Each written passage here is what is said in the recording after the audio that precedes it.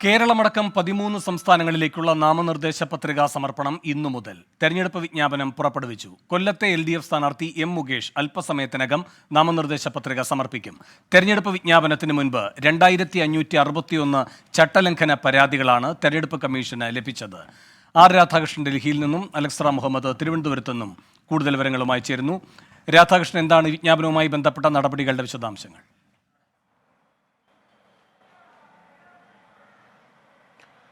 ഇന്ന് രാവിലെ 7 മണിക്ക് തന്നെ വിജ്ഞാപനം പുറപ്പെടുവിച്ചു. കേന്ദ്ര തെരഞ്ഞെടുപ്പ് കമ്മീഷൻ പുറപ്പെടുവിച്ചിരിക്കുന്ന വിജ്ഞാപനം അനുസരിച്ച് 13 സംസ്ഥാനങ്ങളിലെ 89 ലോക്സഭാ മണ്ഡലങ്ങളിലേക്കുള്ള രണ്ടാം ഘട്ടത്തിലെ വിജ്ഞാപനമാണ് പുറപ്പെടുവിച്ചിരിക്കുന്നത്. കേരളത്തിലെ 20 ലോക്സഭാ മണ്ഡലങ്ങൾ ഈ പട്ടികയിൽ ഉൾപ്പെടുന്നുണ്ട്.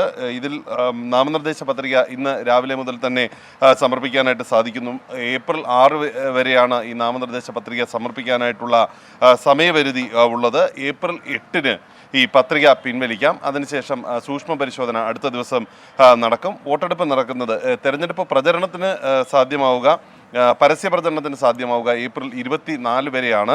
അതിനുശേഷം 25-ാം തീയതി നിശബ്ദ പ്രചരണം നടക്കും. 26-ാം തീയതിയാണ് വോട്ടെടുപ്പ് നടക്കുന്നത്. ഈ ഏപ്രിൽ 19-ന് ആദ്യഘട്ടത്തിൽ വോട്ടെടുപ്പ് നടക്കുന്ന 102 മണ്ഡലങ്ങളുടെ വിജ്ഞാപനം നേരത്തെ പുറപ്പെടുവിച്ചിരുന്നു. അതിൽ ബീഹാർ ഒഴിച്ചുള്ള സംസ്ഥാനങ്ങളിലെ നാമനിർദ്ദേശ പത്രിക ഇന്നലെ വരെയായിരുന്നു സ്വീകരിച്ചിരുന്നത്. ബീഹാറിലെ നാമനിർദ്ദേശ പത്രികയുടെ സ്വീകരണം ഇന്ന് അവസാനിക്കും.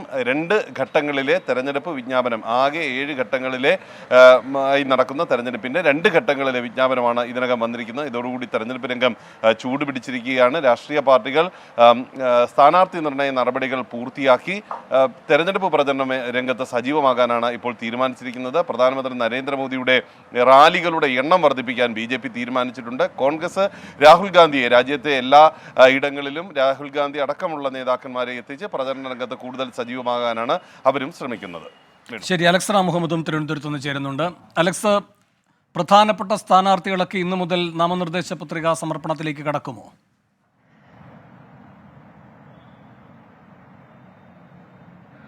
വേണു, അങ്ങനെ ലോക്സഭാ തെരഞ്ഞെടുപ്പിന്റെ കാഹളം സംസ്ഥാനത്ത് ഉയരുന്നു. നേരത്തെ രാധാകൃഷ്ണൻ സൂചിപ്പിച്ചതുപോലെ തെരഞ്ഞെടുപ്പ് കമ്മീഷൻ ഈ വിജ്ഞാപനം പുറപ്പെടുവിച്ചിട്ടുണ്ട്.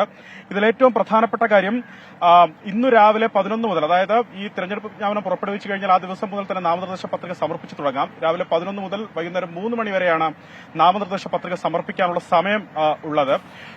ഇതിൽ സംസ്ഥാനത്ത് എല്ലാ കാൻഡിഡേറ്റ്സിൽ നിന്നും നാമനിർദ്ദേശ പത്രിക സ്വീകരിക്കുന്നതിന് വേണ്ടിയുള്ള എല്ലാ മുൻകരുതലുകളും മുന്നൊരുക്കങ്ങളും സ്വീകരിച്ചതായി സംസ്ഥാനത്തെ മുഖ്യ തെരഞ്ഞെടുപ്പ് ഓഫീസർ സഞ്ജയ് കൌൾ വ്യക്തമാക്കിയിട്ടുണ്ടെന്നുള്ളതാണ് ഏറ്റവും പ്രധാനപ്പെട്ട കാര്യം.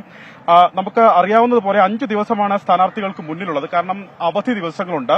പ്രത്യേകിച്ച് നെഗോഷ്യബിൾ ഇൻസ്ട്രുമെന്റ് ആക്ട് പ്രകാരം മാർച്ച് 29, 31, ഏപ്രിൽ 1 തീയതികൾ പത്രികകൾ സമർപ്പിക്കാനാവില്ല. ഇത് അവധി ദിവസങ്ങളാണെന്ന് തെരഞ്ഞെടുപ്പ് കമ്മീഷൻ വ്യക്തമാക്കുന്നുണ്ട്.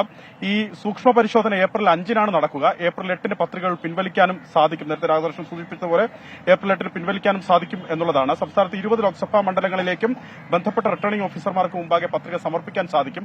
ഇതിൽ പ്രധാനപ്പെട്ട കാര്യം, ഇന്ന് എല്ലാ സ്ഥാനാർത്ഥികളും പത്രിക നൽകുന്നില്ല എന്നുള്ളതാണ്. കൊല്ലത്തെ LDF സ്ഥാനാർത്ഥി M. മുകേഷ് ഇന്ന് പത്രിക നൽകുന്നതായുള്ള വിവരമുണ്ട്. അദ്ദേഹം ഇന്ന് പത്രിക സമർപ്പിച്ചേക്കും. തിരുവനന്തപുരത്തേക്ക് എത്തിയാൽ തിരുവനന്തപുരം ലോക്സഭാ മണ്ഡലത്തിലെ LDF സ്ഥാനാർത്ഥി പന്ന്യൻ രവീന്ദ്രൻ ഏപ്രിൽ 2-നും, ശശി തരൂർ 3-നും, രാജീവ് ചന്ദ്രശേഖർ ഏപ്രിൽ 4-നുമാണ് നാമനിർദ്ദേശ പത്രിക സമർപ്പിക്കുന്നത്. ആറ്റിങ്ങൽ ലോക്സഭാ മണ്ഡലത്തിൽ V. മുരളീധരൻ 30-ാം തീയതി മാർച്ച് 30-നാണ് നാമനിർദ്ദേശ പത്രിക സമർപ്പിക്കുക. LDF സ്ഥാനാർത്ഥി V. ജോയ് ഏപ്രിൽ 3-നും, അടൂർ പ്രകാശ് ഏപ്രിൽ 4-നും പത്രിക നൽകും എന്നുള്ളതാണ് വിവരം. എന്താണെങ്കിലും ഇന്ന് ഈ പത്രിക നൽകാനുള്ള സമയം ഇന്ന് ആരംഭിക്കുന്നു.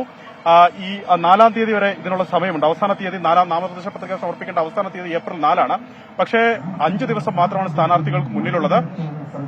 ഏപ്രിൽ 5-ന് സൂക്ഷ്മ പരിശോധന, ഏപ്രിൽ 8-ന് പത്രിക പിൻവലിക്കാനുള്ള അവസാന ദിവസവും ഉണ്ട് എന്നുള്ളതും പ്രധാനപ്പെട്ട കാര്യമാണ്. വേണു, ഒരു കാര്യം കൂടി ആഡ് ചെയ്യാനുള്ളത്, ഈ തിരഞ്ഞെടുപ്പ് വിജ്ഞാപനം പുറപ്പെടുവിക്കുന്നതിന് മുമ്പ് തന്നെ സംസ്ഥാനത്ത് ഏതാണ്ട് 2561 ചട്ടലംഘന പരാതികൾ തിരഞ്ഞെടുപ്പ് കമ്മീഷന് ലഭിച്ചിട്ടുണ്ട് എന്നുള്ളതാണ്.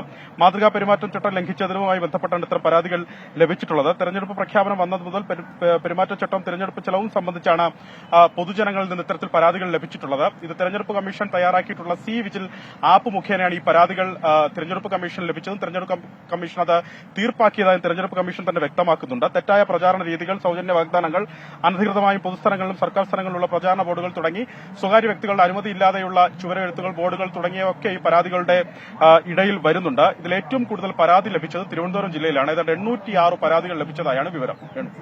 ശരി, നാമനിർദ്ദേശ പത്രികാ സമർപ്പണം ഇന്നു മുതൽ. അലക്സ് റാം മുഹമ്മദും ആർ രാധാകൃഷ്ണനുമാണ് വിശദാംശങ്ങൾ നൽകിയത്.